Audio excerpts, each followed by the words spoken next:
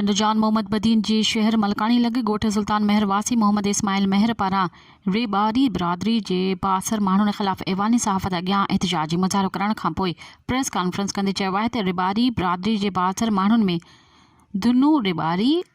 भूरो रेबारी, मोहन रेबारी ऐं ॿियनि मुंहिंजी 10 एकड़ ज़मीन ते मखाती जी कूड़ी एग्रीमेंट कराई ऐं मुंहिंजी ज़मीन ते हथियारनि जे ज़ोर ते कब्ज़ो कयो वियो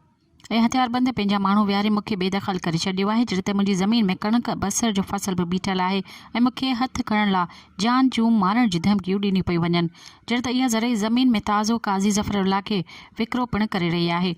जेको शरीफ़ इंसान आहे जंहिंजे ख़िलाफ़ ग़लति प्रोपेगेंडा कई पई वञे। हुन IG Sindh DIG Hyderabad deputy commissioner Badin SSP Badin खां मुतालबो कयो त संदसि ज़रई सर्वे